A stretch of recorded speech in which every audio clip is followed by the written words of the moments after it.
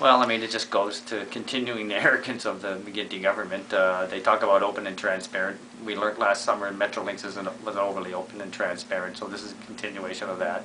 There was no consultation with anybody, municipalities, workers, the people of the North about getting rid of Ontario Northland. That was all done on their own. So this is just continuing their same modus operandi.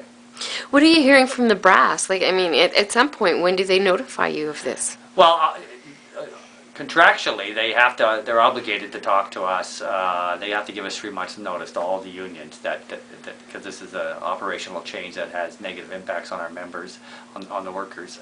They have to give 3 months' notice to do that. They're saying they're waiting for the government to tell them what to do. This is just a continuation of what the problem is at Ontario Northland. The brass, the management isn't in control. The bureaucrats, the politicians are telling them what to do.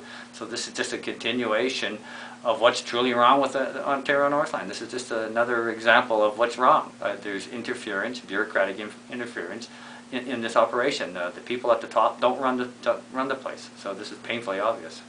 What do you do in light of this news that, it's 6 months? Like, is there anything you can do?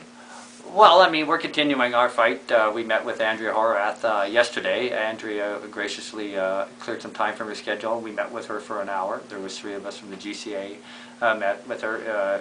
It was refreshing. She understands the issue. She understands the importance of the ONTC and the services we provide and what the death knell to the communities will be if those services are removed. And she doesn't understand it one iota. It doesn't make any sense, especially with, we're not that far away from $1 trillion hole in the ground that called the Ring of Fire that Mr. Ginty keeps banging his chest about, and we're saying we can play a part of that, and as she pointed out, that's what the ONTC was developed for. So that's our focus, is working with her to try to stop this divestiture and allow us the time to start working with the stakeholders to develop a plan to keep the ONTC in public hands.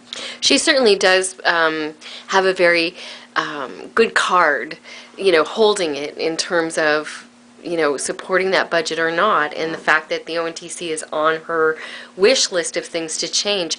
Does that give you hope? Oh yeah, no, I mean, we came out of the, she didn't promise that it's going to be, it's all bargaining now, right, between her and the Liberal Party, and just how much pressure they can get on the Liberal Party to pony up and get the ONTC off the docket. But I mean, I don't think they're putting the ONTC on the docket to have it throw it away. I mean, five of her members of her caucus, 17-member caucus, are from the North. 2 of them will be directly impacted by the divestiture of the ONTC, and they realize that there's nobody going to come in here and do what we do. If CN comes in here, their track record is they'll just wipe the place out. They'll make promises if it's CN, and that's who we think it is. They'll make promises, but they won't do what they do.